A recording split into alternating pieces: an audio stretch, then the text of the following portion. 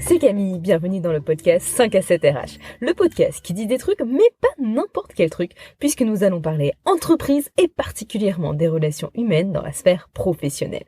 Dans ce podcast, je vais vous apporter des outils pratiques que vous pourrez utiliser dans le monde du travail. Alors que vous soyez salarié, auto-entrepreneur, dirigeant d'entreprise, RH, manager ou tout simplement curieux, ce podcast s'adresse à vous. Et aujourd'hui justement, nous allons parler de votre santé mais aussi de votre sécurité au travail. Alors pour ceux qui se demandent, mais Camille, pourquoi ce sujet?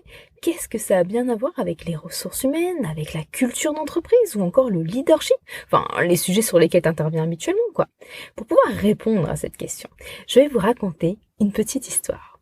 Si je vous disais que je me suis gravement blessée, et oui, en voulant me rendre à mon bureau, je n'avais pas remarqué les câbles qui traînaient et boum, chute assurée.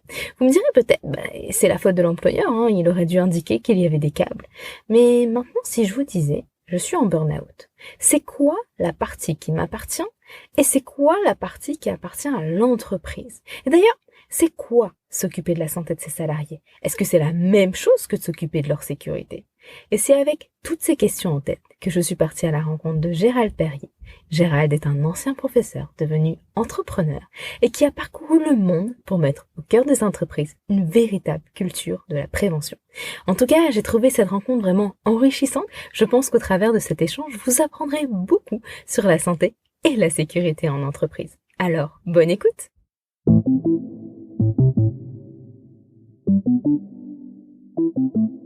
Alors, bonjour Gérald et bienvenue dans le podcast. Alors, ça fait plus de 40 ans que tu te passionnes pour la santé et la sécurité au travail, mais comment est-ce qu'on arrive à se passionner pour ce sujet? En fait, tu sais, moi, j'ai commencé, Camille, en ressources humaines.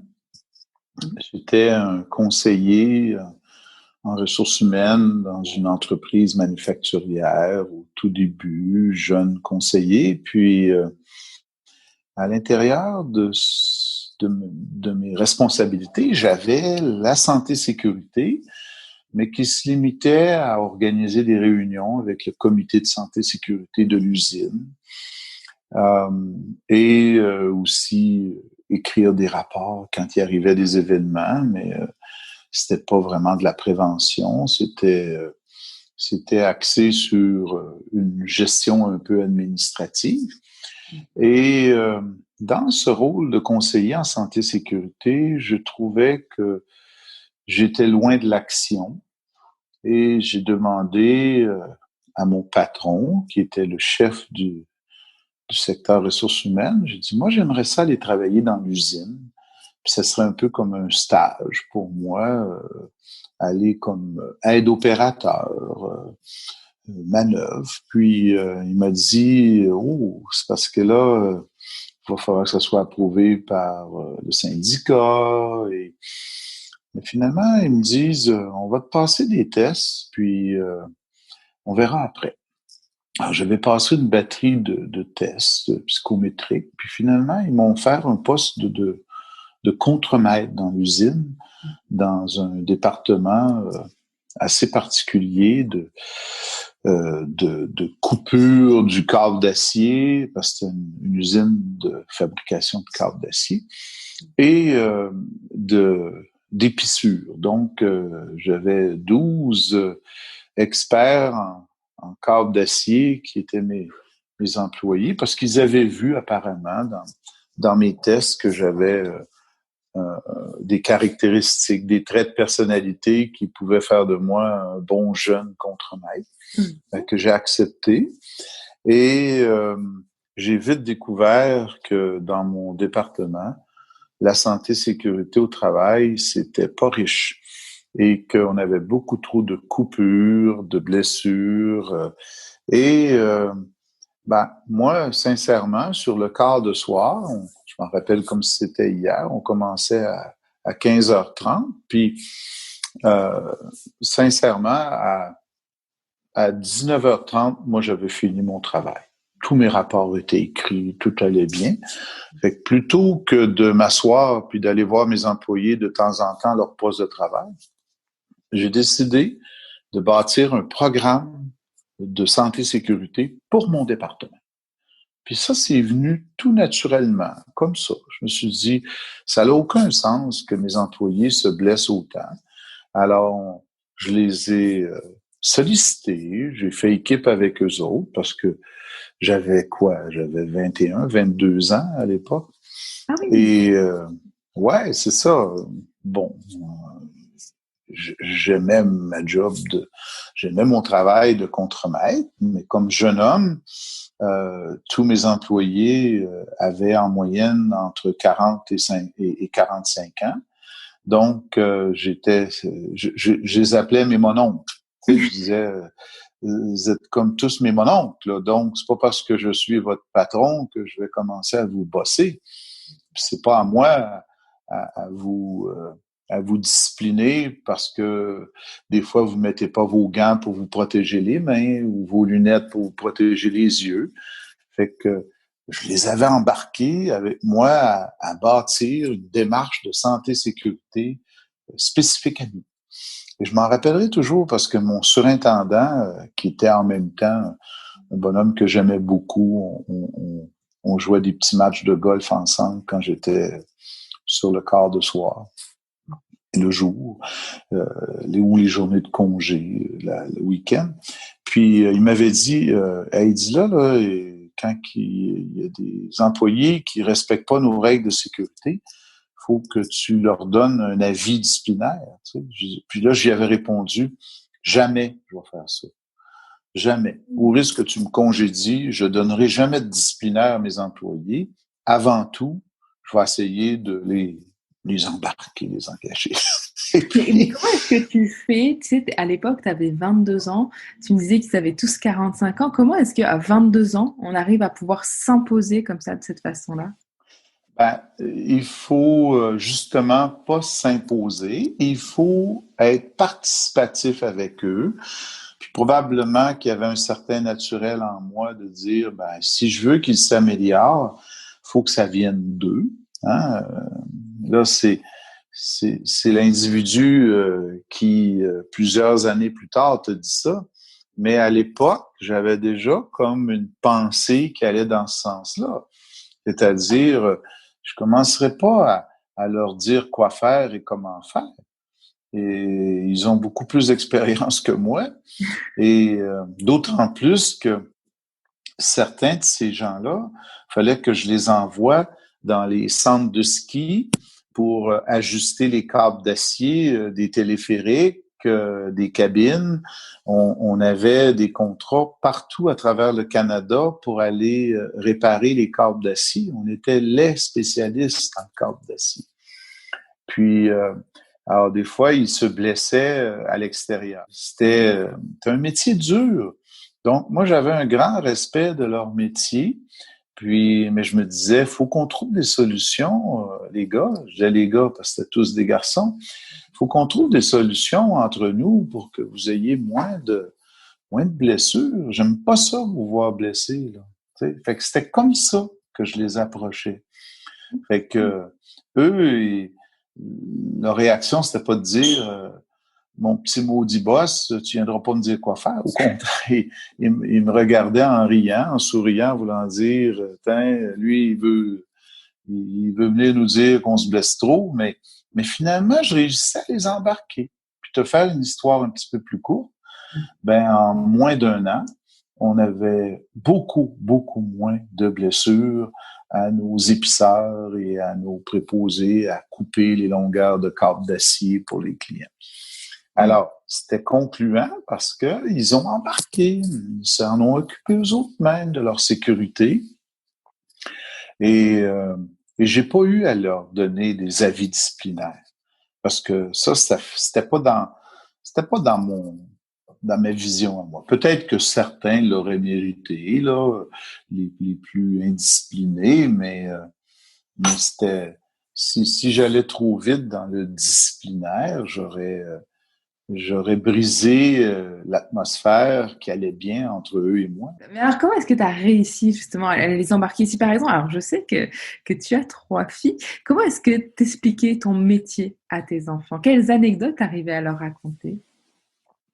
Ah ben, c'est une bonne question parce que mes filles, Bon, moi, la prévention, la santé-sécurité, c'est un petit peu dans mon ADN. Puis, quand est arrivé le jour d'un premier bébé, un deuxième, un troisième, ben, tu sais, même si c'est en moi, on a tous nos moments où on est vulnérable face aux risques et aux dangers dans nos travaux qu'on fait à la maison et tout.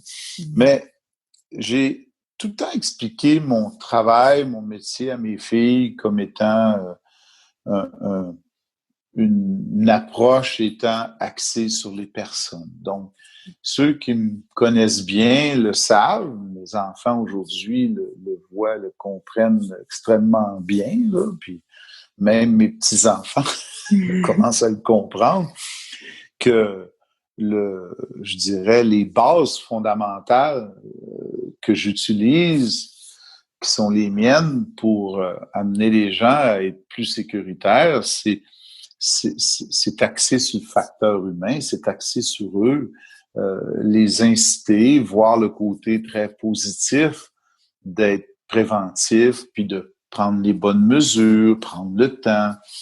Donc, c'est un peu comme ça que j'ai toujours expliqué à mes enfants ce que je faisais comme travail. Euh, Même si ça s'appelle être un consultant en santé-sécurité, c'est pas tout à fait pareil comme être un consultant dans d'autres domaines. Moi, je suis pas ma spécialité, c'est pas le génie, c'est pas le technique, c'est d'aider les organisations puis les personnes à sauver des vies, à prévenir des blessures, en étant axé sur les personnes, puis en les aidant eux à se prendre en main, puis à faire les bonnes choses, puis à avoir le côté positif de faire les bonnes choses.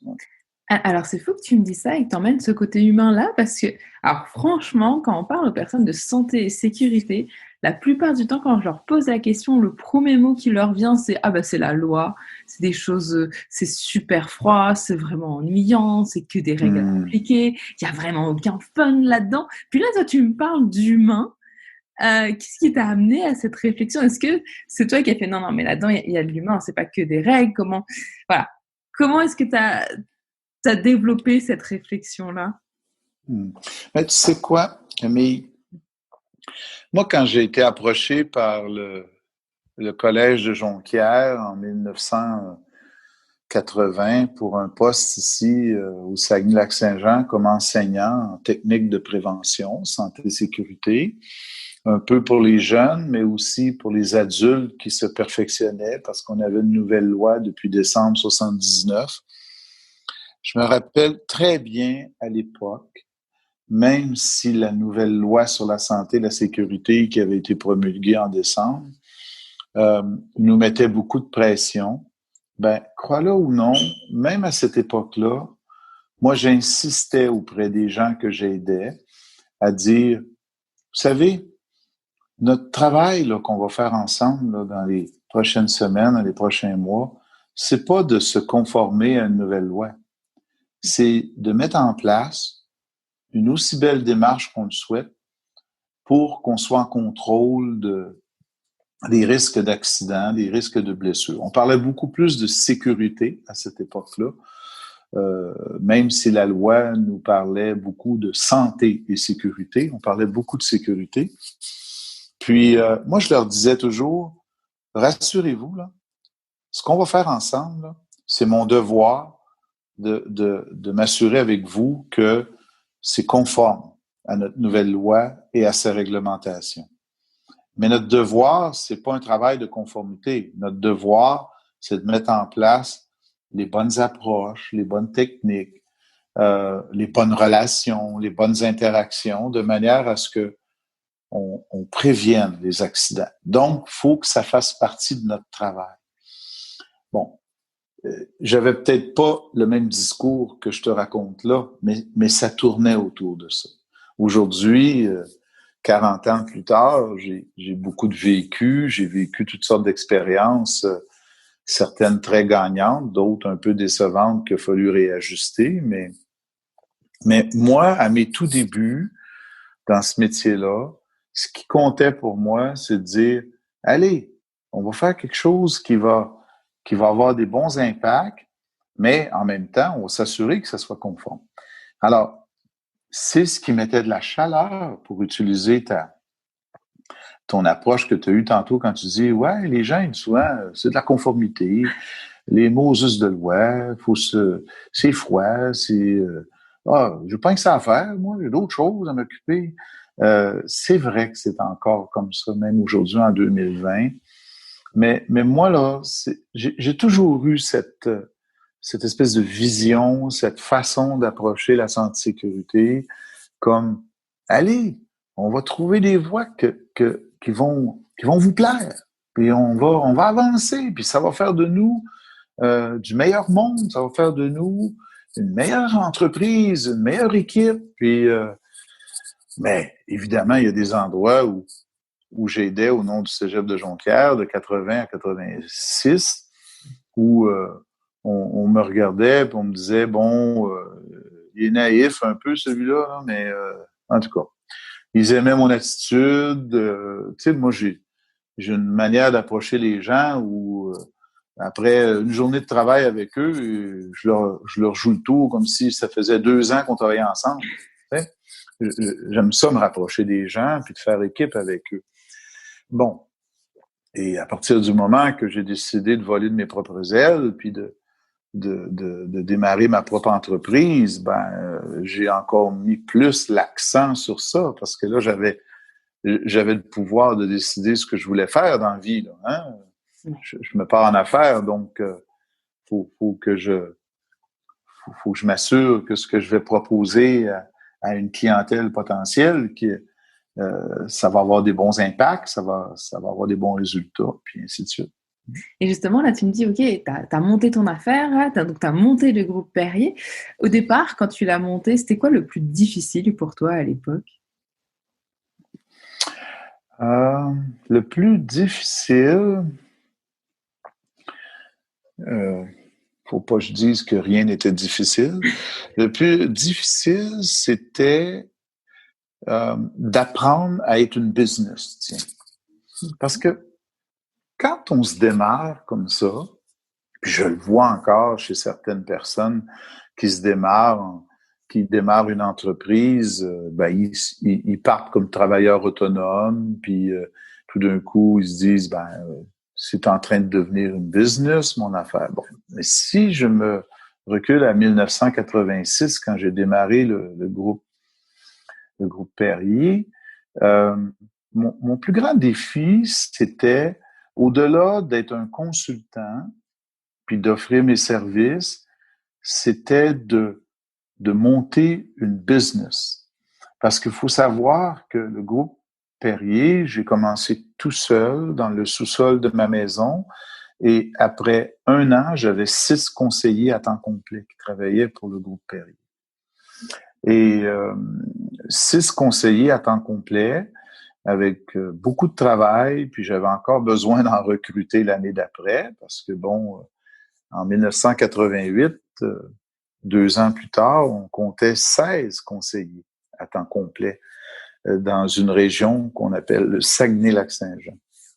Donc, tu peux t'imaginer que se démarrer tout seul, dans son sous-sol, à la maison, puis tu as un espace bureau au sous-sol pour tes conseillers, puis que tout d'un coup, le 7e conseiller que tu vas recruter, sa table de travail va devenir la planche à repasser de la maison parce qu'il n'y a plus d'espace. Tu dis, oh. Mais j'ai eu de l'aide parce que moi, j'avais déjà, dans cette première année-là, le souci d'en faire une bonne business. Puis, c'était ça mon plus grand défi, d'être une business et pas juste un regroupement de 5, 6, 7 conseillers. Là. Peut-être que c'est pas clair quand je le dis comme ça, mais pour moi, dans ma tête, dans mon cœur à l'époque, c'était probablement mon plus grand stress d'en faire une vraie bonne business parce que j'ai découvert des années plus tard que j'étais quand même un homme d'affaires puis que j'avais des traits de personnalité d'homme d'affaires et que j'étais pas qu'un consultant, mais que j'avais aussi en moi des caractéristiques d'homme d'affaires. c'est ça. Mais on ne le sait pas au début, hein, quand on part une petite business comme ça, on pense que c'est avant tout d'être un bon consultant, ce qui est vrai, mais il faut aussi mettre en place les structures, faut choisir un bon comptable, parce que moi, j'ai jamais été un travailleur autonome. J'ai démarré tout de suite une incorporation dès la première année, puis bon, parce que c'était avantageux sur le plan affaires, sur le plan fiscal, de se partir une incorporation tout de suite, peu importe le chiffre d'affaires que j'étais pour générer. Fait que c'était probablement ça, Camille, mon plus grand défi à l'époque, là. Ce n'était pas de mettre sur pied une gamme de services pour aider les entreprises à réduire les accidents, à bien gérer les risques.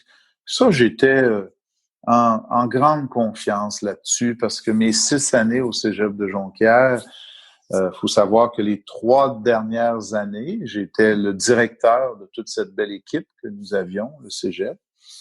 Donc, moi, je suis entré au Cégep de Jonquière à environ 23 ans.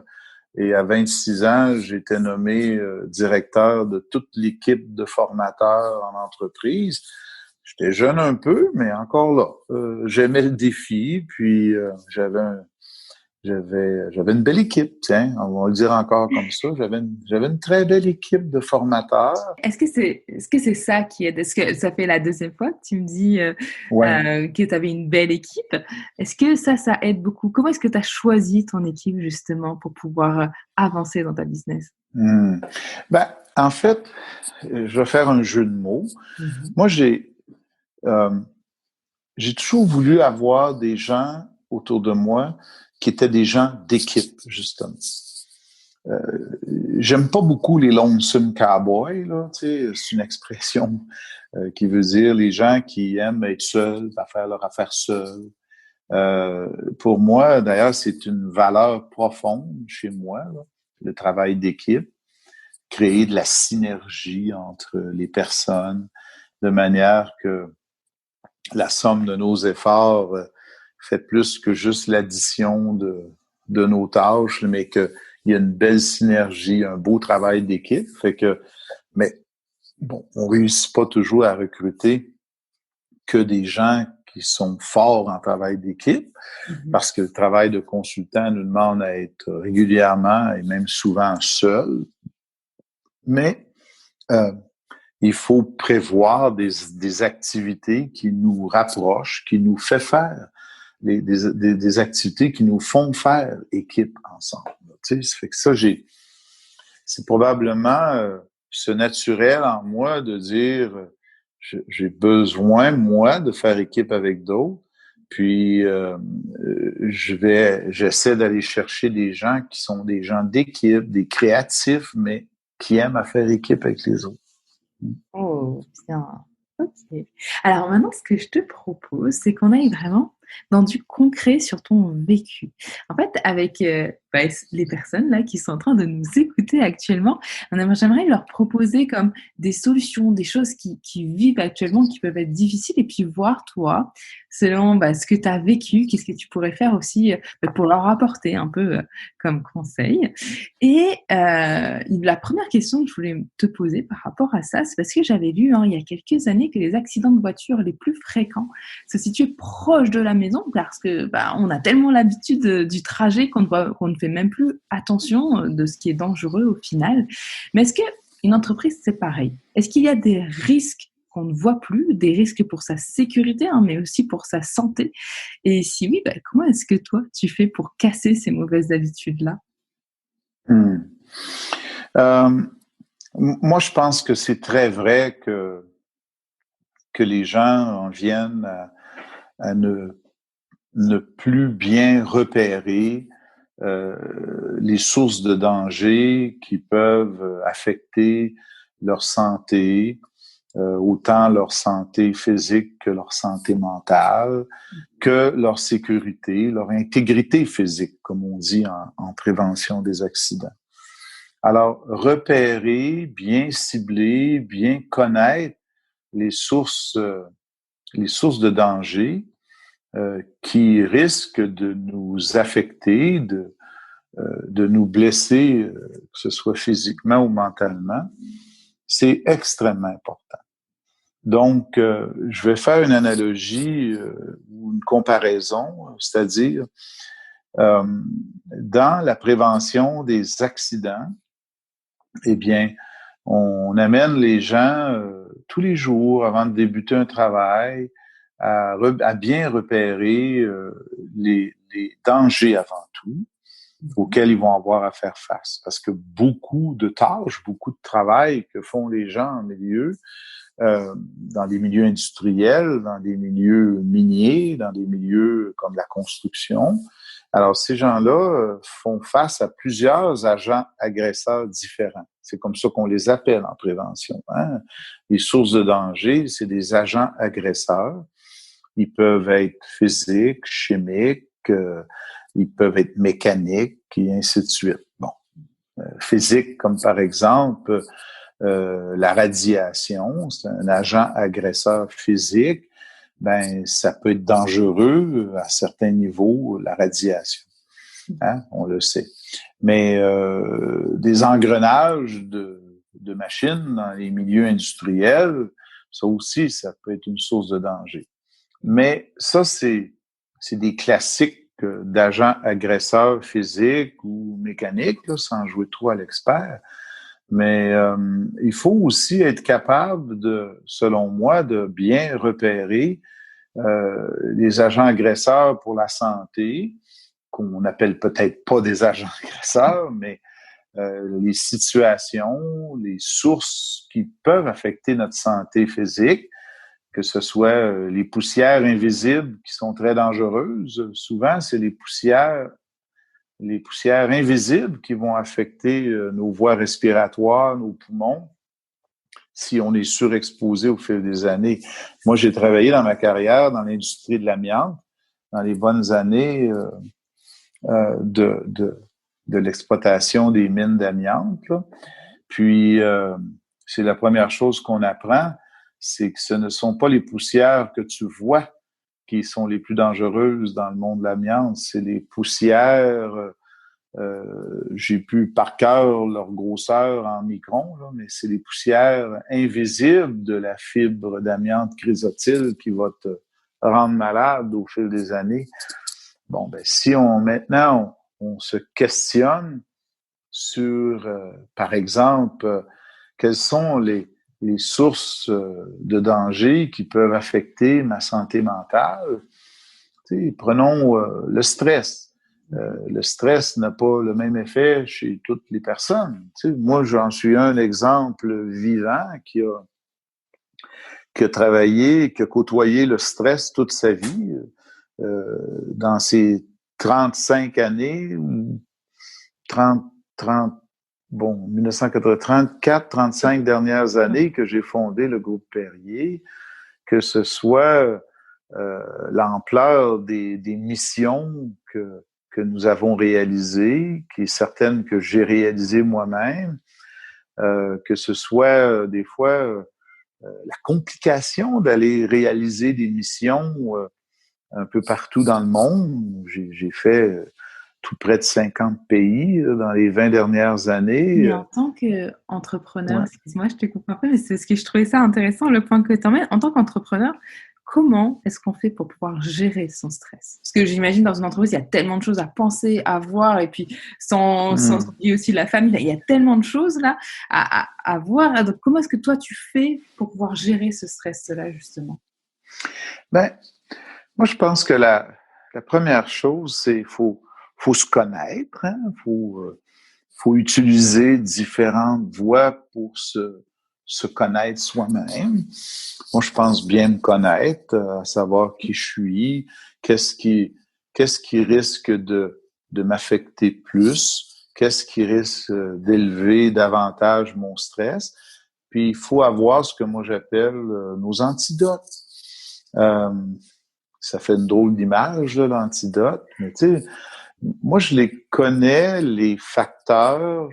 Je les connais pas tous, peut-être que on est continuellement en apprentissage là-dedans parce que en vieillissant, en prenant de l'âge, les facteurs qui nous affectent le plus vont bouger, vont changer un peu. Mais il faut premièrement connaître je vais utiliser un drôle de mot, là, mais qu'est-ce qui risque de nous intoxiquer plus, là? OK? Bon, les facteurs intoxicants qui vont affecter un peu ta santé mentale, qui va t'élever ton stress, ben, plus tu les connais, plus tu peux travailler à te construire des moyens, des antidotes qui va diluer ce stress-là, puis qui va remplacer un mauvais stress par une situation plus raisonnable, plus viable là, Et justement, pour c'est moi. quoi Excuse-moi. Justement, c'est quoi les Ouais. antidotes de Gérald Perrier?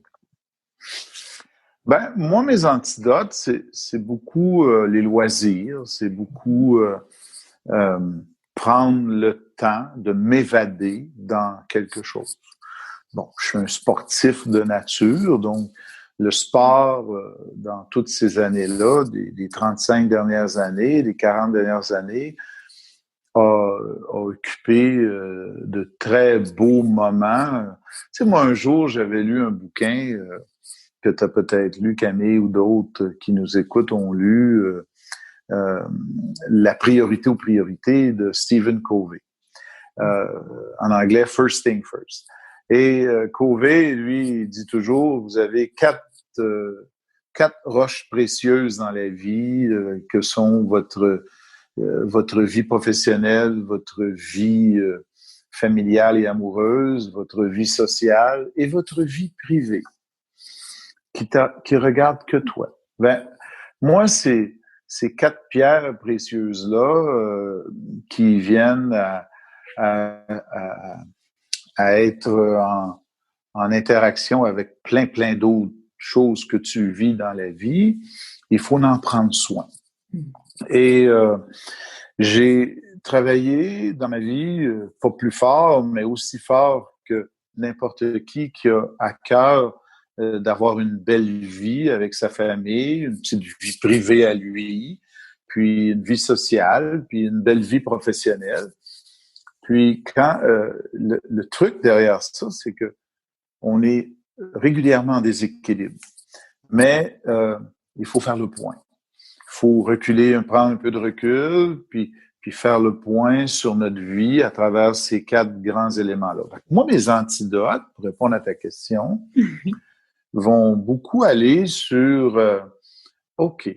Là, j'ai un engagement professionnel fou. J'ai 3 jeunes enfants. Tu sais, je pense à l'époque où mes 3 filles avaient entre, supposons, 6 et 11 ans, parce ils ont environ 2 ans et quelques mois de différence entre les 3. Elles étaient toutes jeunes et j'étais dans le pic de démarrage du groupe Perrier. Il y avait des bonnes années, il y en avait des moins bonnes. J'ai retourné aux études pendant 2 ans à Paris. On avait beaucoup de déséquilibre, là. Mais l'important, c'est en équipe avec ta famille, en équipe avec tes confrères, consoeurs professionnels, te garder un bon moment de petite vie privée pour t'évader, que ce soit le sport, que ce soit d'autres choses. Et on réussissait à trouver, je réussissais à trouver des beaux moments pour moi qui me permettaient de m'évader, puis de contrôler mon stress, de contrôler les situations qui pouvaient m'affecter par moment, à travers ma vie professionnelle, à travers les défis familiales et ainsi de suite. Alors, en fait, là, dans ce que toi, tu m'évoques, moi, j'entends beaucoup parler de santé mentale, hein, tu sais, par rapport à la gestion du stress. Par contre, quand on pense à la SST, donc la santé et la sécurité au travail, Souvent les personnes, et même moi encore il y a quelques années, c'est ça, tu sais quoi, c'est juste pour les industriels, c'est juste pour quand tu veux pas tomber, mais on parle pas du tout de la santé mentale. Est-ce que toi, la santé mentale, c'est partie aussi du quotidien dans ce que tu vas regarder aussi dans ce que tu fais là en tant que consultant, et comment est-ce que tu repères là justement ces risques, voilà. Qu'est-ce que tu peux me dire par rapport à ça? Est-ce que ça fait partie aussi de la SST? Beaucoup plus depuis une dizaine d'années, je dirais. Mm-hmm. Beaucoup plus depuis une dizaine d'années. Avant ça, oui, bon, comme je viens de l'expliquer, m'occuper de ma propre santé mentale, de moi, de ma famille, oui. Mais chez mes clients, dans les organisations, je j'étais pas très actif là. Et même pas très à l'écoute de ce volet-là, peut-être parce que j'étais très, très, très pris par le volet sécurité, hein, par le volet accident, mais j'en voyais des situations que je me disais, oh, ça a pas de bon sens, ça fait pas de sens, l'atmosphère qui règne ici, puis l'impact que ça a sur les personnes. Mais j'avoue que je m'aventurais pas beaucoup à discuter de ces éléments-là, moi, personnellement. OK? Depuis une dizaine d'années, je me suis plus intéressé à ce facteur-là. Mm-hmm. Parce que c'est simple, c'est que on a vu dans les dernières années beaucoup plus de gens tomber au combat. Tomber au combat veut dire pour moi, tu sais, il y a des superviseurs, des managers qu'on appelle des dirigeants aussi, des dirigeants exécutifs qu'on a vus, il leur arrive pas d'accident de travail, ils déboulent pas les escaliers du bureau.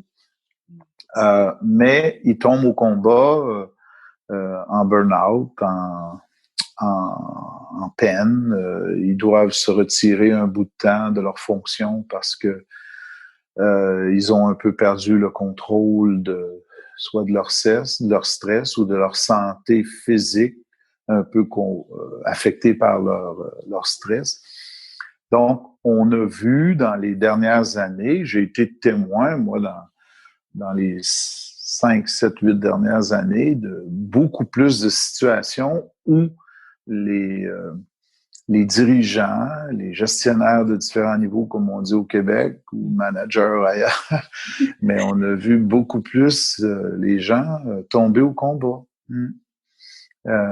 Et ça me préoccupe. Moi, je dirais pas que ça m'affecte personnellement dans ma vie de tous les jours, mais ça me préoccupe de voir ce qui se passe. Fait que, moi, personnellement, j'ai commencé à m'intéresser à ce sujet-là plus là, dans les dernières années, là, les années plus récentes. Ouais. Et bien justement, si moi aujourd'hui, par exemple, je suis gestionnaire et je me dis, purée, j'aimerais bien quand même m'occuper un peu plus de la santé, de la sécurité de mes salariés, mais je ne sais pas par où commencer. Qu'est-ce que tu pourrais répondre à ces gestionnaires-là qui se disent, franchement, il faudrait faire quelque chose? Je vais comparer ça un peu avec ce qu'on nous demande de faire, nous, quand vient le temps d'aller évaluer un peu leur situation en matière de santé-sécurité, puis qu'on n'incorporait pas le volet un peu plus stress, santé mentale, les mouvements qui se passent des fois dits un peu trop agressifs. On questionnait pas ces volets-là parce que, bon, j'avoue que moi, je me sentais pas toujours d'attaque et compétent pour aider tous ces facteurs-là. Mais moi, ce que je réponds à ça, c'est que quand on diagnostique ou on va faire un constat d'une organisation, on a des points repères. Bon, c'est comme une chose que j'ai beaucoup fait, moi, dans les 7-8 dernières années, à différents endroits du monde, c'est de faire des diagnostics culturels. Alors, est-ce que tu peux nous expliquer ce que c'est? Bon, un diagnostic culturel, c'est que tu vas constater un peu la culture d'une organisation et à l'intérieur de cette culture-là, comment est intégrée ou pas bien intégrée la prévention, la gestion des risques. Et bien évidemment, une culture, ça porte toujours autour des mêmes 3 éléments. C'est les valeurs qu'on constate dans l'entreprise, les valeurs des gens. C'est les croyances que les gens ont. Puis c'est beaucoup aussi les normes, les comportements qui s'installent, les façons de faire dans le milieu. Alors, t'imagines que un jour, tu te dis, bon, ben, si je suis capable de constater ces situations-là qui, dans leur culture, qui contribuent à provoquer des accidents, puis qu'on voit des pistes pour améliorer, ben, un jour, moi, je me disais, il faut être capable aussi de constater quel effet la culture actuelle est là sur le stress, les gens et les effets qu'ils ont dans leur par rapport à leur santé, pas juste leur santé physique, mais leur santé mentale. Donc, tu te rends compte que adapté à ces facteurs de risque-là, ben tu découvres des éléments de la culture autour des valeurs, des croyances et des comportements des personnes qui vont soit favoriser une augmentation des effets de leur santé mentale ou un meilleur contrôle avec le temps s'ils se donnent des bonnes solutions. Mais qu'est-ce qui, dans la culture, va toucher la santé et la sécurité? Souvent, on se dit, OK, la culture d'entreprise, c'est d'un côté, la sécurité et la santé au travail, c'est de l'autre. Mais là, tu me dis, oh, ben non, Camille, la culture, elle a un lien avec la santé et la sécurité au travail. Elle joue sur la santé et la sécurité au travail. Ah, beaucoup. Ok. Et bien alors, comment est-ce que tu vois que ça joue? De quelle façon? Ben, moi, je pense que c'est la même préoccupation autour de la culture, les effets qu'elle a, puis je vais l'expliquer, les effets que la culture va avoir sur les gens, que ce soit que ça augmente les probabilités qu'ils vont se blesser ou que ça peut même augmenter les probabilités qu'ils vont se sentir mal, plus stressés, qui vont avoir moins le goût d'être ce qu'ils sont normalement dans leur milieu de travail. Alors, c'est quoi? Ben, encore là, ça peut être tout simplement le côté relation entre les personnes. Tu sais, moi, combien de fois j'ai été capable d'aider mes clients à améliorer les interactions qui ont lieu entre le personnel et leur chef, que ce soit un superviseur de premier niveau, que ce soit un chef de département. En améliorant les interactions, la communication, qui favorise un peu plus le renforcement des bonnes pratiques, des bonnes choses, des bons coups, qu'on appelle dans notre jargon, nous, le renforcement positif, tout en continuant à utiliser ce qu'on appelle le renforcement négatif, de faire voir aux gens les conséquences négatives que ça peut entraîner d'avoir des mauvaises communications entre nous. Quand les communications sont un petit peu trop agressives, ben, les effets négatifs que ça peut avoir avec le temps. Alors, tout ça, ça permet d'améliorer l'atmosphère, ça permet d'améliorer la performance, ça permet d'améliorer les impacts qu'on va avoir. Puis ça, ben, ça réduit les accidents, ça réduit le stress, ça réduit... Moi, je suis vraiment un être, une espèce d'intégrateur. C'est peut-être pas le bon mot, là, mais j'aime pas regarder de façon couloir. Tu comprends ce que je veux dire, Camille? Si on me dit, donne-moi la lecture de chez nous dans ce tel département de comment on réussit à contrôler les chutes. Tiens, les gens qui peuvent tomber et se faire mal. Ben, on le fera, mais encore là, le monde qui des fois font des chutes de même niveau, font des chutes de niveau différents, faut regarder l'ensemble de ce qui se passe dans ce secteur d'activité-là. Tu sais? Donc, moi, je pas pense juste que... regarder l'accident, mais vraiment regarder tout ce qui Ouais, est autour aussi, c'est ça? ben oui. Puis d'ailleurs, tu sais, moi, une des expertises que j'ai développées au fil des années, dont je suis bien fier, ça a été d'ailleurs le premier sujet qui m'a amené à voyager beaucoup, c'est l'analyse fondamentale des incidents. Quand une organisation dit, elle accepte, elle veut aller analyser fondamentalement un incident, ça veut dire qu'elle veut aller jouer dans les raisons fondamentales qui sont à l'origine d'un événement. Tu sais, un petit exemple, bon, l'individu, il a fait une erreur, il a fait une fausse manœuvre, ça l'a entraîné un bris d'un équipement, puis on est passé très proche de blesser quelqu'un sérieusement. Alors, on pourrait dire, ben, c'est la mauvaise manœuvre, puis allez, il faut le former puis le coacher un petit peu, ce travailleur-là, puis ça va éviter que ça se répète. Mais non, peut-être qu'il y a d'autres choses qui s'est passé qui a amené cet employé-là à faire sa fausse manœuvre. Alors, il y a des dirigeants aujourd'hui qui veulent aller jouer là-dedans, qui veulent connaître les raisons fondamentales que nos erreurs humaines se multiplient.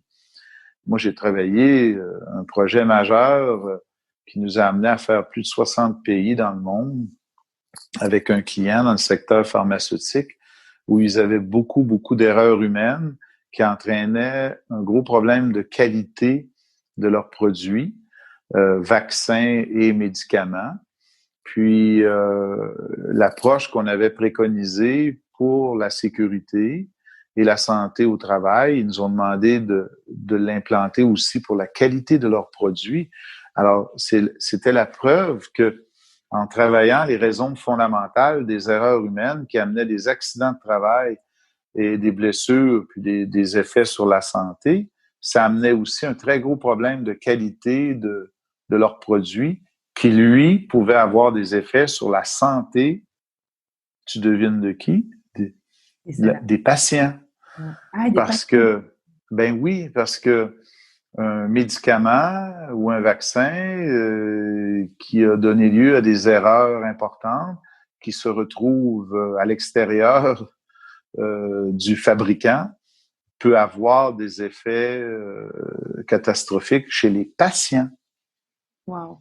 Donc, on trouvait ça tellement motivant de travailler sur ce projet-là parce qu'on avait le sentiment qu'on améliorait la qualité de vie des gens, pas seulement dans les milieux où se fabriquait le produit, mais dans les hôpitaux, dans les pharmacies, là où les gens achetaient ces produits-là. Et on avait de la donnée très concrète. Là. C'est absolument pas théorique ce que je vous raconte. Il y a des choses confidentielles là-dedans que je peux pas dire, mais il y a des... Moi, j'ai fait plusieurs pays pour eux, puis c'était fascinant d'améliorer leur façon de faire, leur façon de vivre dans leur milieu de travail. Et ça permettait une belle amélioration autant dans la santé, la sécurité et en plus dans la qualité de leurs produits qu'ils fabriquaient, qui est pour l'humain. Alors moi, j'avais comme double motivation. Ah, mais ça, c'est fou parce que, tu sais, souvent, on se dit, OK, on voit la sécurité, on voit le fait que, OK, tu sais, si tu montes sur un échafaudage, eh ben, il faudra que tu t'attaches. Mais on voit pas que, ben, tiens, en t'occupant de ton monde, là, excusez-moi, en allant voir vraiment profondément ce qui se passe, ben, on s'occupe non seulement de la sécurité, mais aussi de la santé de ses salariés, mais plus loin encore de ses produits, de ses clients. Enfin, c'est fou quand même. Je dirais dans mon expression, c'est le fun que ça soit fou. Parce que c'est ça la vraie vie. La vraie vie, il faut pas que ça soit traité en silo.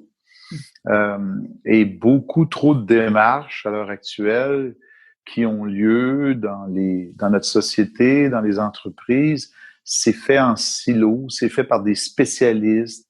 Tu sais, moi, quand on me demande, on dit, Monsieur Perrier, vous êtes, on a eu votre nom, vous êtes un spécialiste de la sécurité, je les reprends pas. Mais tôt ou tard, je vais trouver le moyen de leur faire comprendre que je suis pas un spécialiste de la sécurité. Euh, les connaissances que nous avons en sécurité, elles sont fortes dans cette équipe-là. Je le répète, j'ai une très belle équipe. Mais avec ces connaissances-là, notre rôle, c'est d'être des espèces de proches aidants des entreprises. Alors, on est proche, nous, la proximité avec les gens qu'on aide, elle est extrêmement importante. C'est peut-être pas le bon mot, là, proche aidant, dans les temps qui courent avec la pandémie. Les proches aidants, ça a une autre définition, mais vous comprenez l'analogie ou l'expression que je dis là-dedans, Camille, c'est que pour moi, c'est la proximité avec les personnes qu'on aide en milieu de travail à réduire les accidents, à réduire les effets sur la santé. Tout ça, ça se fait par du monde. Moi, ça m'a toujours fait sourire, puis je suis pas par moquerie, mais je veux dire, combien de fois j'ai vu des organisations mettre en œuvre des très gros systèmes lourds, pas faciles à gérer, recruter plein de personnel en santé et sécurité pour monter des systèmes monstres, puis finalement qui n'ont pas eu des si beaux effets que ça. Les systèmes ne font rien vivre. Les systèmes sont là pour supporter des personnes qui, elles, vont faire vivre une belle prévention, une belle gestion des risques, autant pour la santé physique ou mentale, que la prévention des accidents de travail, quelquefois graves, là, tu sais. C'est les gens qui font la différence. C'est les gens. Personne d'autre. Mais justement, là, tu venais un peu sur le sujet des accidents graves. Je ne sais pas si tu en as déjà vécu des accidents graves au niveau de l'entreprise. Je pense que ça a un impact énorme sur toute l'entreprise. Comment est-ce qu'on gère ce genre d'événement? Quel impact ça a sur les autres? Ça a beaucoup d'impact. Moi, j'ai été impliqué dans beaucoup d'événements, entre guillemets, à titre d'expert dans l'analyse fondamentale des événements. Bon, j'ai souvenir de certains appels que j'ai eus. Un jour, un client m'appelle, puis il me dit, Gérald, je sais qu'on est le 18 décembre, Noël approche, mais on vient d'avoir un mort dans une de nos installations en Indonésie. Est-ce que tu peux venir nous aider? Je dis, oui, j'ai dû replacer mon calendrier. Je suis monté, je suis allé les aider. Il y avait eu un cas d'électrocution. Puis, j'ai collaboré avec eux à revoir leur démarche de prévention en faisant une bonne analyse fondamentale. Mais c'est traumatisant pour les entreprises. Peu importe où on se retrouve dans le monde. Tu sais, cette semaine vient de sortir hier le rapport de la CNESST, d'une belle entreprise au Saguenay-Lac-Saint-Jean, qui ont malheureusement perdu un homme l'année passée qui a été écrasé par le camion qui était en train de réparer, alors qu'il était en dessous du camion. Le camion a roulé puis passé sur l'individu, un immense camion. Et ça a des très gros impacts sur les personnes dans ces entreprises-là. Donc, à certains moments donnés, il faut être capable de les ramener dans une logique de regarder en avant. Puis, as-tu idée de l'impact que ça a sur les familles? Là? C'est traumatisant pour les familles là, de perdre leur papa, perdre leur maman. Là. C'est fou, là, perdre ton conjoint ou ta conjointe. Mais dans les milieux de travail, oui, ça dure un bon bout de temps. On n'oublie pas si vite que ça. Et comment est-ce qu'on fait pour le gérer? Ben, premièrement, les entreprises vont offrir un service à ceux qui sont très affectés, un service de professionnels pour les accompagner dans ce drame-là. Alors, une bonne entreprise va toujours faire ça, là, va appuyer son monde, va leur offrir un bon service des professionnels que ça prend pour faire ça. Puis ensuite, il faut que l'organisation donne confiance à son monde que on va redresser, on va améliorer notre situation de manière à ce que plus jamais ça se reproduise. Il y a des secteurs d'activité, que ce soit au Québec ou ailleurs, qui l'ont appris sérieusement, que ce soit dans le monde minier ou il y a des gens qui ont laissé leur vie, que ce soit dans le monde de la construction, que ce soit dans l'industriel. Si on prend l'exemple de la construction du pont Samuel de Champlain, toute l'équipe, le consortium de cette construction-là, qui a duré 4 ans, peut-être plus, ils étaient très fiers de dire, personne n'y a laissé sa vie, là, alors que normalement, la construction d'un pont, il n'est pas rare d'entendre qu'il y a eu quelques morts, que ce soit des chutes, des collisions, des écrasements ou autre. C'est des constructions majeures. Hein? Mais comment est-ce qu'on s'y prend? Ma réponse, c'est oui, donner un support aux gens, puis replacer cette situation-là de manière à ce que on découvre quels sont les facteurs fondamentaux et les facteurs immédiats. Ça, c'est du langage de prévention, là, mais qui ont amené cet événement-là. Puis il faut aider les gens à ne pas être trop affectés mentalement par l'événement. Et justement, est-ce qu'il y a un secret que tu pourrais nous partager pour qu'on puisse s'approcher du risque zéro? Je ne sais pas si ça existe, ce fameux risque zéro, mais est-ce que au moins pouvoir faire le plus attention possible, ce serait quoi le secret que tu pourrais nous partager là-dessus? Moi, spontanément, je dirais, tout est autour de l'engagement, et pas seulement de l'engagement des dirigeants, là. C'est sûr, puis on lit beaucoup de choses sur LinkedIn et ailleurs par les temps qui courent, comment c'est important d'avoir un solide engagement des dirigeants d'entreprise. Et avec tout ce qui se passe à l'heure actuelle autour de la pandémie, on n'a pas fini de solliciter, d'espérer un solide engagement des dirigeants. Entre autres dans les démarches de redressement économique et autres. Mais il y a aussi l'engagement de l'ensemble des acteurs. Moi, je suis un grand croyant, là. Mon vécu me dit, c'est peut-être pas un si gros secret que ça, mais quand on travaille l'engagement de tous nos acteurs, puis on arrive à distinguer et à clarifier qu'est-ce qu'on s'attend comme engagement de nos opérateurs qui, eux, sont exposés directement aux sources de danger, qui sont exposés à toutes les autres sources qui peuvent affecter leur santé également.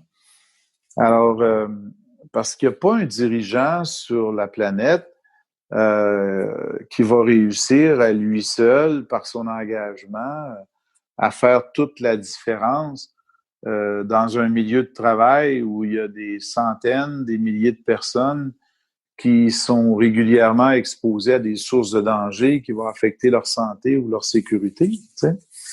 Donc, moi, ce que j'ai vu qui a le plus fonctionné, c'est d'aller chercher dans les business, dans le monde des affaires, d'aller chercher cet engagement-là des dirigeants, de leurs partenaires sociaux aussi, qu'on appelle des fois le syndicat, les représentants des travailleurs. Alors, avec un fort engagement de tous les acteurs, on réussit des très belles choses.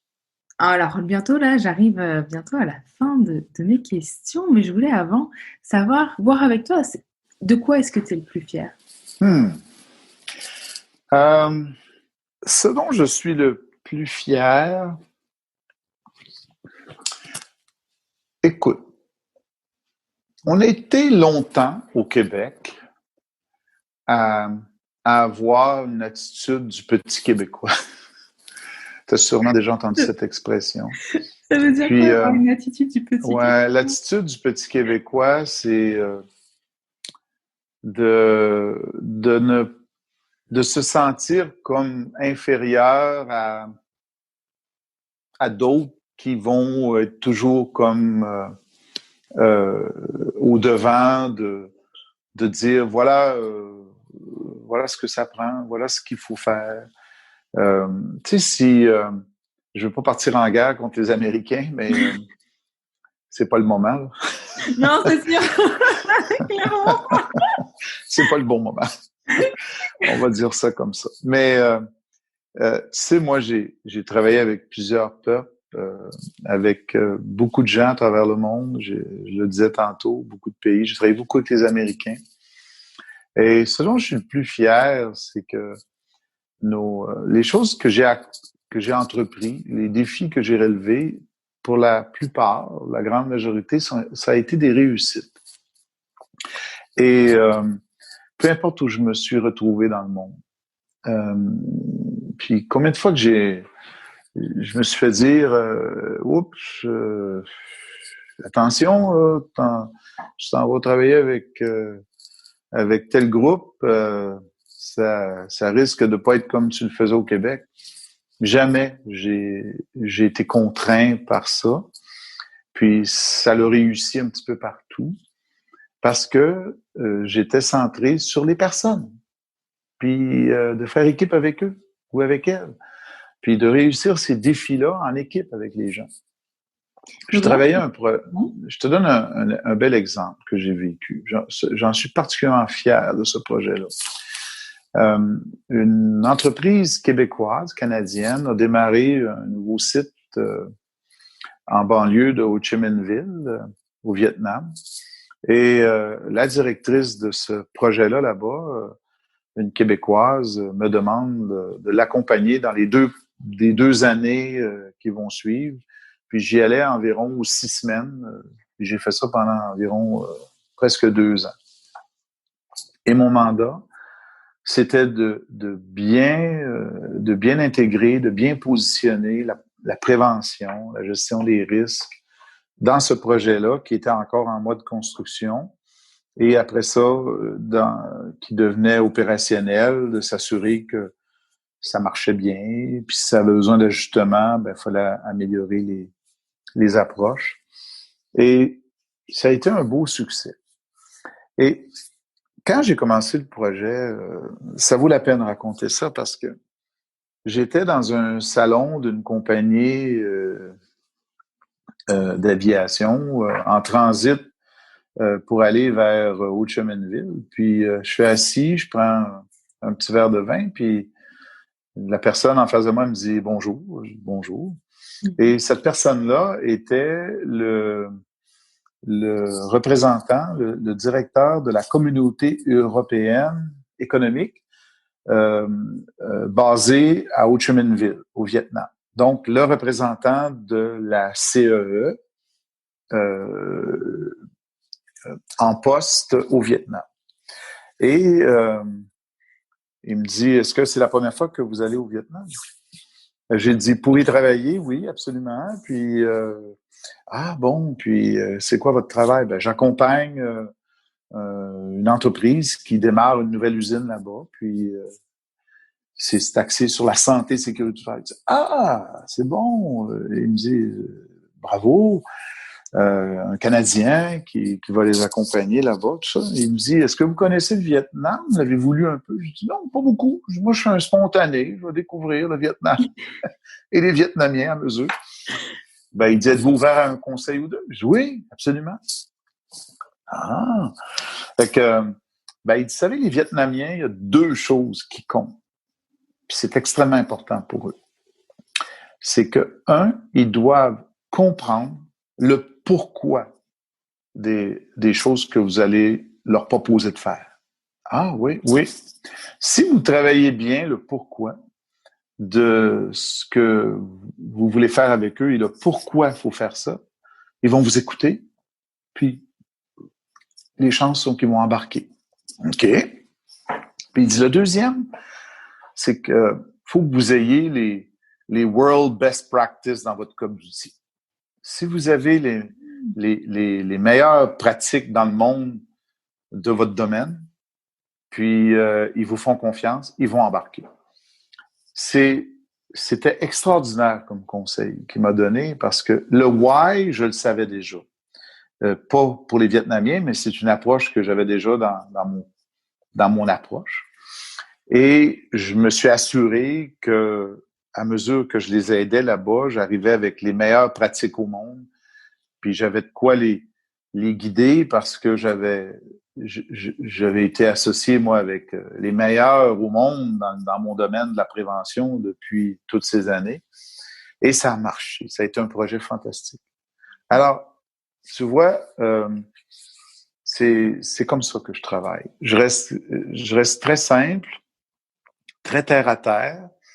Les concepts, faut les maîtriser. Moi, je pense que dans mon métier, j'en maîtrise plusieurs de ces concepts-là, mais j'ai pas besoin de les raconter à mes clients. C'est moi qui dois les maîtriser. Voilà. Et là, dans ce que tu m'as partagé, moi, j'ai l'impression que tu me dis, tu sais, Camille, tu vas me dire si c'est bon ou pas, ce que je suis en train de reformuler, mais j'ai l'impression vraiment que tu me dis, tu sais, Camille, que quand on s'occupe de santé et de sécurité au travail, dans tous les cas, va surtout, toi, t'occuper de l'humain en premier. Va voir vraiment ce qui se passe sur le terrain avec les gens. On s'en fout de quel processus que tu as, va surtout voir les gens. Qu'importe le pays. Est-ce que c'est bien ça? Ah, c'est sûr. J'arrête pas de le dire aux membres de l'équipe Perrier, ceux que j'aide, ceux que je coach, ceux que je mentor. Je n'arrête jamais de leur dire, puis qu'il faut qu'ils soient très axés sur les personnes, puis sois sans crainte. Si tu n'as pas l'outil, le processus que tu vas découvrir qu'ils ont besoin, il y a quelqu'un dans l'équipe qui va l'avoir. Ou il y a un partenaire qu'on a quelque part dans le monde qui va l'avoir. Mais n'arrive surtout pas avec un outillage, dire bon, ben, voilà ce qu'on va implanter, puis fais-le. Vas-y pas avec le spectacle. Comprends les gens, écoute-les, saisis un peu leur culture le mieux que tu peux, puis là, tu vas découvrir tranquillement qu'est-ce qui serait la meilleure stratégie pour les accompagner, ces gens-là. Puis moi, je pense que tu vas avoir du succès. Moi, c'est beaucoup comme ça que j'encadre les joueurs, nos bons acteurs au sein de Perrier. Puis j'ai la chance de faire équipe avec plein de gens de différentes cultures dans le monde. Pas plus tard qu'il y a 3 semaines, je parlais avec un collègue de Istanbul. Tu sais, moi, qu'est-ce que je connais là, de la culture des Turcs? Quelques voyages, quelques interventions, un peu de tourisme, mais je connais pas la Turquie comme lui, il connaît son peuple, mais je peux le guider dans la manière d'approcher son propre peuple pour venir associer ça avec les outils de prévention puis les approches de santé-sécurité qu'on va leur proposer par la suite. Là. Ouais, complètement. Alors là, on arrive vraiment à la fin de notre entretien. Est-ce que tu aimerais rajouter quelque chose, en plus, quelque chose qu'on n'a pas dit, un sujet sur lequel tu aimerais quand même dire, OK, moi j'ai envie de partager ça avec les personnes? Ben, ce que j'aimerais peut-être ajouter, c'est que, tu sais, Camille, moi j'ai toujours eu une manière de vivre puis d'interagir avec les gens où je prétends que on a toujours le contrôle soi-même sur comment on laisse rentrer la matière dans notre tête, dans notre cœur. Et je m'explique, OK? Puis ça, pour moi, ça a beaucoup d'importance pour notre santé mentale. Écoute, je pratique un métier, j'ai 64 ans aujourd'hui, ça fait des années que je travaille, puis le monde me dise t'es pas fatigué, Gérald, un peu? Ben, ouais, peut-être aujourd'hui, je me suis couché tard hier soir. Tu sais, je fais des blagues avec ça. Mais je dis non, je suis pas fatigué de faire mon travail, d'aider, mais je fais attention de le faire à un dosage qui respecte mon âge et mon énergie. OK? Mais moi, je prétends que ce qui nous aide beaucoup dans la vie, peu importe le métier qu'on fait, c'est on a toujours le contrôle de comment on laisse rentrer une information en nous. Puis, et j'observe dans les milieux, avec les gens que j'accompagne, que trop souvent, les gens s'intoxiquent eux-mêmes en laissant trop d'informations entrer en eux, plutôt que d'un peu, sans fermer la porte, mais au moins installer un filtre que ça va être moins intoxiquant. Tu sais? Puis si je donne un exemple de ça, en santé-sécurité, avec des groupes de travail, on rencontre toutes sortes de caractères, on rencontre toutes sortes de personnalités, puis supposons que quelqu'un autour d'une table va dire avec des gros mots ça marchera pas, puis c'est de la bouillie pour les chats, c'est pas bon, puis là, il est temps qu'on se conforme aux règles, là. On va commencer par se conformer à la réglementation, là, puis on parlera d'autres choses après. Fait que si tu laisses entrer ça comme étant, il n'y a rien à faire avec ce bonhomme-là, tu vas comme t'ébranler par cette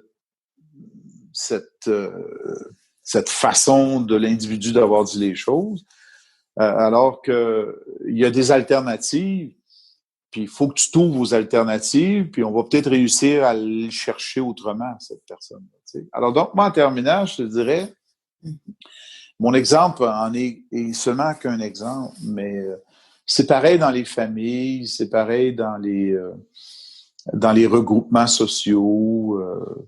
Tu sais, quand j'écoute tout ce qui s'écrit, tout ce qui se dit sur les réseaux sociaux, là, puis on se rend bien compte qu'il y a plein de monde qui s'intoxique avec ça là, à l'heure actuelle. Il faut garder le contrôle de soi, puis dans nos milieux de travail, rapprochons-nous, mais essayons de voir comment on peut générer plus de positif que d'essayer de réduire le négatif. Moi, je suis d'une école de pensée. Les sciences du comportement m'ont beaucoup aidé dans mon travail santé-sécurité à favoriser davantage le renforcement positif des bonnes pratiques. Puis par le fait même, tu te rends compte que les mauvaises pratiques ou les choses qui peuvent avoir les situations qui peuvent avoir des effets plus négatifs, ils réduisent quand tu augmentes le positif. Tu sais. Est-ce que tu as un exemple là-dessus de vécu? Où j'ai été déçu? Ou non, en fait, où Non. Tu as transformé une partie qui tu voyais être trop négative en quelque chose de positif. Ouais. Ben oui, j'en aurais beaucoup d'exemples à raconter, mais si on prend un cas très concret du travail qu'on fait, nous, avec les gens de la supervision, les gens de chantier, tiens, par exemple, tantôt j'assistais à un appel conférence, puis on en parlait encore. Quand on appelle les gens sur des chantiers de construction, on leur demande d'exercer un leadership dans l'action, sur le terrain, sur le chantier, puis d'interagir avec les travailleurs. Alors, ces gens-là, quand on commence à les aider, ils vont interagir, mettons, une dizaine de fois sur un quart de travail des travailleurs. Ils vont interagir 9 fois pour corriger un comportement à risque qu'ils ont vu. Ça, c'est facile, parce que sur un chantier de construction, tu risques d'en voir beaucoup de situations dangereuses où la personne, par son comportement, met sa vie en danger. Tu me suis jusque-là, hein? Oui, complètement. Mais nous, ce qu'on fait, on inverse ça. On dit, on va aller faire une petite tournée, là, puis tu vas essayer de me faire du 2 pour 1. Qu'est-ce que tu veux dire? Tu vas me faire chaque interaction que tu vas faire pour corriger un comportement à risque que tu vas voir, tu vas m'en faire 2 pour encourager une belle pratique que tu viens de voir. Ah, ouais, ben non, oui, oui, il est temps. Alors, je pars, mettons, avec un superviseur, je pars avec un chef, un dirigeant. Je l'avais fait sur le pont Samuel de Champlain avec le grand chef du chantier. Puis j'y avais dit, on s'en va faire une tournée dans un secteur. Parfait. Puis lui, j'avais proposé du 1-pour-1. Je lui ai dit là, on va voir plein de situations comportementales qui sont pas correctes. On va interagir. Mais on va en voir plein qui sont corrects. On va faire du 1-pour-1. Et il en revenait pas. Mais il me disait, pourquoi qu'on faisait pas ça avant? Alors donc, quand tu fais du 1-pour-1, puis éventuellement tu fais du 2-pour-1, puis du 3-pour-1, ben, plus tu vas encourager les belles pratiques que tu vois. Là, je prends l'exemple d'un chantier, ça peut être dans une usine, ça peut être sous terre dans une mine. Euh, on l'applique partout, nous, ça. Alors, plus tu vas encourager les choses positives que tu vois, on en voit bien plus du positif, Camille, qu'on en voit du négatif. Tu me suis là-dedans? Oui, Tu sais, oui. promène-toi sur un chantier, on voit bien plus des belles choses que les gens font, mais ils donnent pas de feedback. Ils leur en parlent pas. Fait que l'effet que ça a, c'est quand tu donnes du feedback aux gens, des bonnes pratiques, ça les incite à réduire quand ils font des choses moins correctes. Ah, Fait que c'est c'est extraordinaire. génial. Tu sais. Moi, Là, quand j'ai commencé, ouais, oui, dis-moi, vas-y. dis-moi. Non, non, je Ben, disais que là, oh, pardon. C'est tellement à un toi, sujet fou, à là. toi. Ah, non, Là, c'est à je toi. disais que là, en fait, tu es vraiment en train de nous donner un outil de fou. Alors moi, je travaille plus en santé mentale, mais je me dis, mais ça aide tellement. Ça permet déjà non seulement de baisser aussi le stress, ça encourage, ça donne de la proximité. Et puis en plus de ça, tu me dis, non, mais attends, mais Camille, mais en sécurité aussi, ça te permet aussi de Ben baisser oui. le risque d'accident. Et je trouve que c'est un outil de fou là que tu nous donnes. Ben, tantôt, tu m'as dit, il y a des gens qui m'ont témoigné, c'est froid, c'est plat. Ouais. Puis c'est vrai qu'il y a plein de monde qui disent encore ça. Mais quand on y met de la chaleur, on y met une interaction sincère, puis on démontre qu'on a on a à cœur leur sécurité, on veut prendre soin d'eux. Mais il faut pas juste faire ça. Faut pas avoir l'air, tu sais, ce que moi, des fois, j'ai des superviseurs que j'accompagne, des chefs, que j'essaie pas de les transformer en anges non plus, là, tu sais. Je sais ça fait 30 ans qu'ils travaillent sur des chantiers de construction, puis ils ont été un peu durs avec le monde. Il faut y aller stratégiquement et progressivement. Puis quand tu amènes un chef chantier à dire, viens, on va aller lui donner un petit peu de feedback à lui. Regarde comment est-ce qu'il est installé. T'aimes-tu ça, ce que tu vois? Ben oui, ça, Gérald, là, lui, là, il est sa coche le matin. Bon, ben viens, on va aller lui dire, monsieur, sa coche, là, que t'es sa coche. Fait que, on va juste aller, puis fais-le naturellement, là. Change pas ta voix, change pas ton style. Vas-y de façon naturelle, mais laisse-y savoir que tu es content de voir ce que tu vois de lui. Bon, on vient d'en faire un. Ben, si on en envoie un autre, on va aller y parler à lui, mais en même temps, on va aussi interagir avec ceux qui font des choses dangereuses. On va aller leur dire, on passera jamais tout droit devant une situation où la personne peut se blesser. On va se faire dire, hey, vous avez toléré ça, c'est pour ça qu'il a continué à le faire. Non, non, ça, on ne fera pas ça. Mais en même temps, on va encourager les gens. Moi, je prétends que ce soit pour la santé, que ce soit pour la sécurité, santé physique, santé mentale, sécurité, mais tout ça, il faut qu'on apprenne à travailler de manière intégrée, puis qu'on arrête de travailler en silo dans les milieux de travail. Nous, c'est comme moi, c'est comme ça que je fais ça. Ah, c'est top. Merci beaucoup, Gérald. Et juste, alors, je teste quelque chose avec toi hein, dans ce podcast. Une question que j'avais jamais encore posée à mes invités, mais que je vais peut-être le faire avec tous mes futurs invités. Et tu es un peu mon cobaye de la question. Et j'avais envie de te demander, qu'est-ce qui te donne envie de te réveiller le matin? Si je te dirais une connerie, c'est que quand je dors plus que 8 heures, j'ai mal au dos. C'est pas mal aussi. Non, non. Sérieusement, moi, ce qui me donne envie de me lever le matin, c'est cette flamme qui m'habite toujours de dire aujourd'hui, ça va être différent d'hier. Puis là, il va s'installer une autre petite créativité, une amélioration dans quelque chose qu'on faisait de telle manière hier. D'ailleurs, les gens qui me connaissent depuis longtemps, ils savent. Moi, j'ai une anecdote qui dit, j'ai jamais aimé les parties rétro parce que j'aime pas le passé. Moi, j'aime le futur.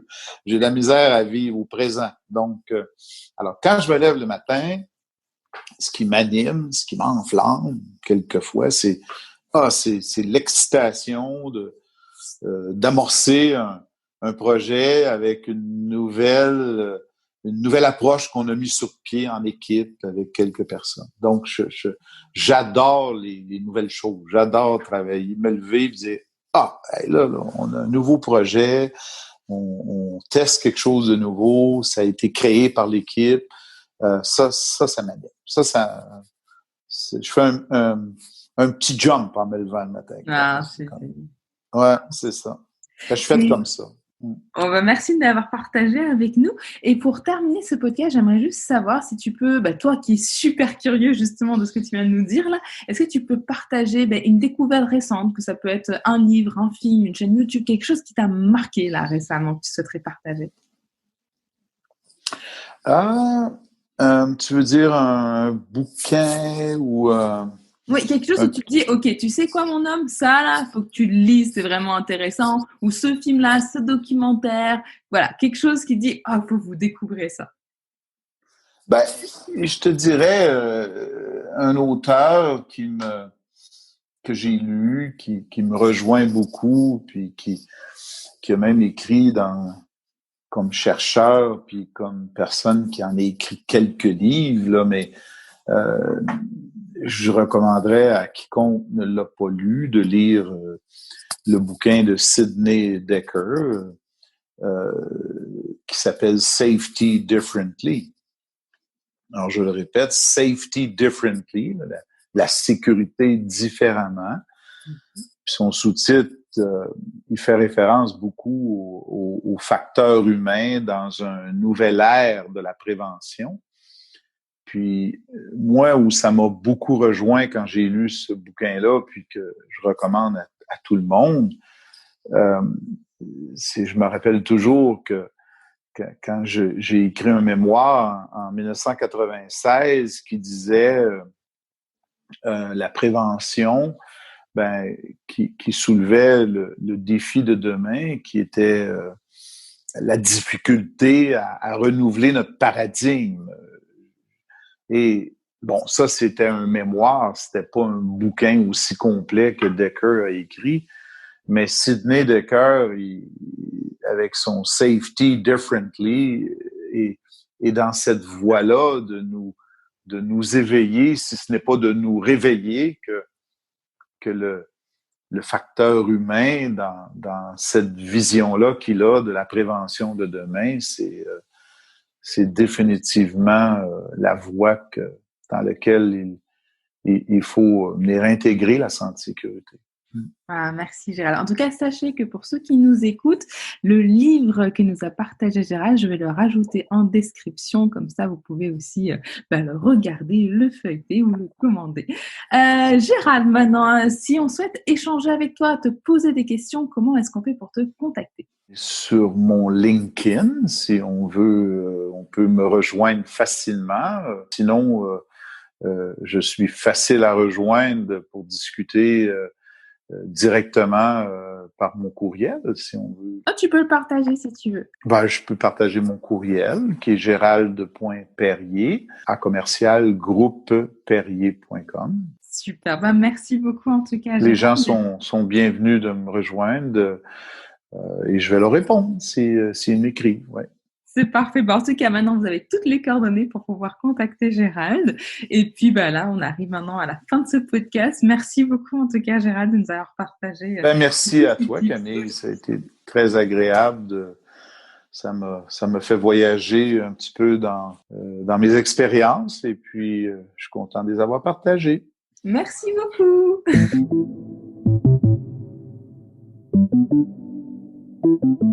Voilà, c'est la fin de ce podcast. J'espère qu'il vous a plu et si c'est le cas, n'hésitez pas à en parler autour de vous, à le partager mais aussi à laisser vos avis et à mettre un 5 étoiles sur iTunes. Ça m'aiderait vraiment beaucoup à faire connaître ce podcast. Vous pouvez aussi m'adresser des suggestions de thèmes que vous souhaiteriez voir abordés dans le prochain podcast en m'écrivant sur LinkedIn ou à mon adresse mail camille@5a7rh.com. Et surtout, n'hésitez vraiment pas à m'écrire, je fais évoluer ce contenu grâce à vos retours. N'oubliez pas de prendre soin de vous, on se retrouve dans 2 semaines. Ciao!